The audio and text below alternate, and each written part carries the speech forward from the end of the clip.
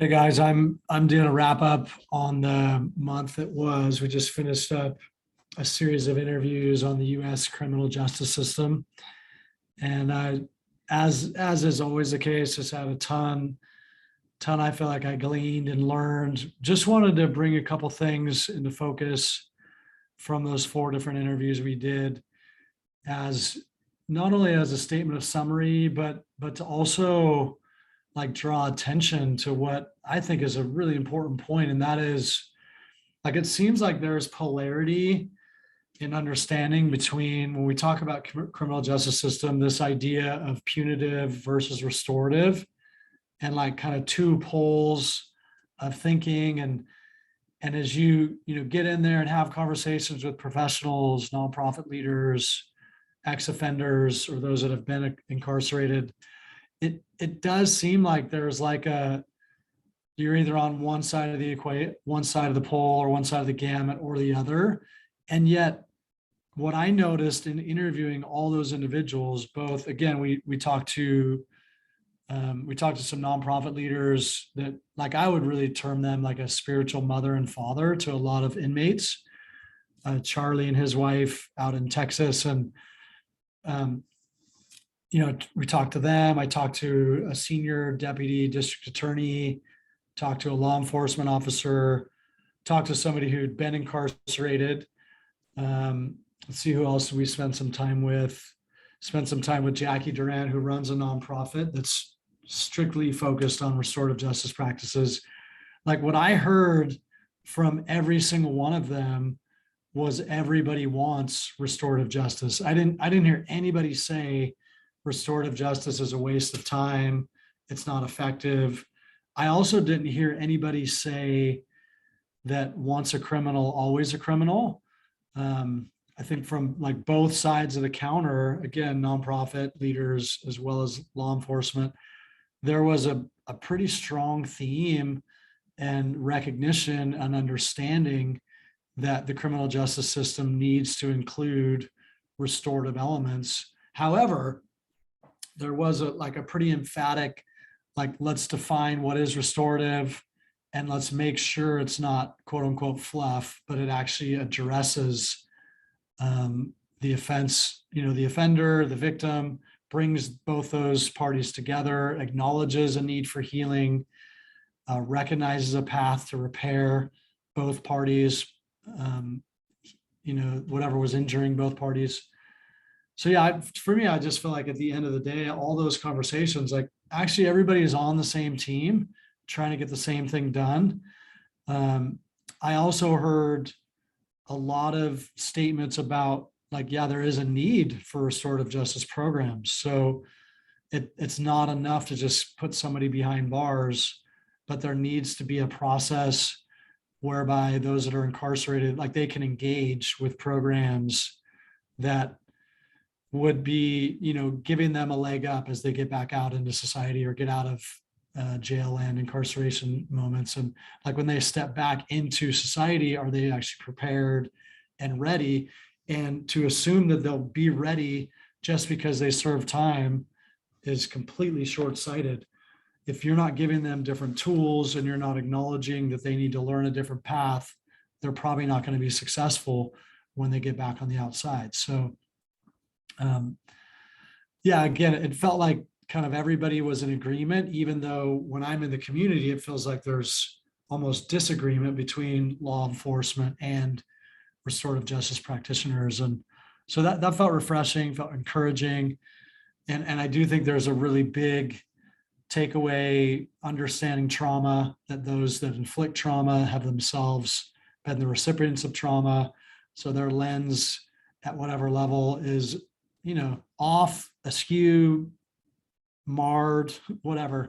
And so, like, what's the process going to look like for healing for those that have been hurt? And talking with Jackie Durant specifically, as she's been able to facilitate what she calls restorative chats, or like something really direct between offenders and victims.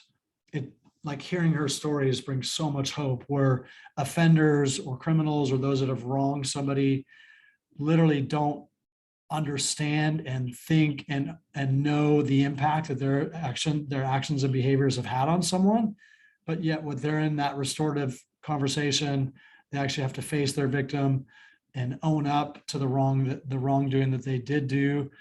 It sounded like just so much power for healing and shift, which I don't think takes away the potential need to serve time and whatnot, but it's still like a really powerful element of the equation to bring real change, so that, when an offender is actually done serving time, they're coming out with a whole different perspective. They see the world through a different lens, have tools to operate at a different level. And so, yeah. And then I think that one interview we did with, we called him Derek. He kind of was more, we left his identity hidden. It was interesting to hear him talk about how all of us, could be one or two bad decisions away from being incarcerated. So I just think that's empowering and helpful, because it does feel like when we operate in an us and them type mentality, yeah, it just leads to more division, more separation, which creates more problems, more angst. And I think if we're able to put ourselves in other people's shoes, yeah, it's not only empowering, but it's a piece of healing, like we start to act like a community that's connected.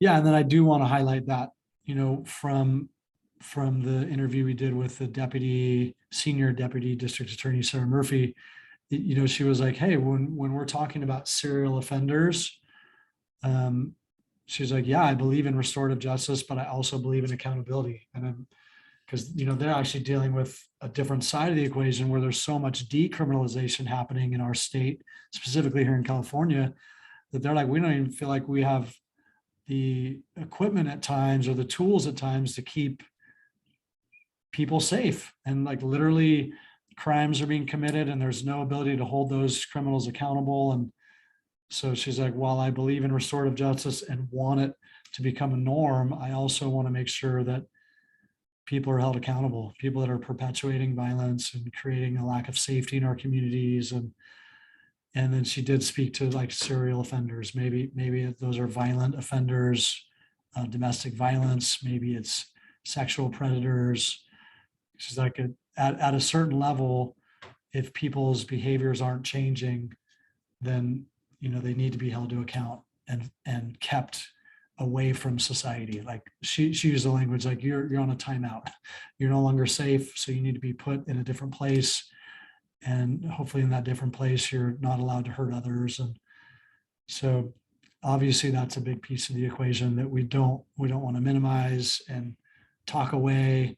It's important that we do have a process to hold people accountable and, yeah, hopefully keep our communities safe. But again, to summarize, it felt to me like everybody was singing the same song.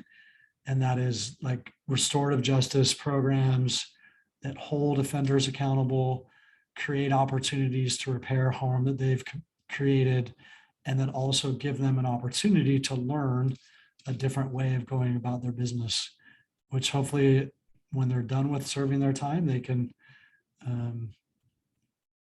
live a different sort of lifestyle, right? Not perpetuate more problems and commit more crimes, but like be productive members of society and whatnot. So I loved Charlie and Judy's whole spirit, like just the way that they're wrapping around, again, offenders, criminals, but they're just treating them like sons, and just the love that they walk in, the restorative power of those men experiencing community, being believed in, believing in each other, and how that just transforms their whole outlook on life. And then they get back out, and when they're out, they're finished serving time, they're like starting to contribute positively to communities and society. But again, they mentioned it's like, hey, if they have a criminal record, it's hard for them to even be considered for jobs.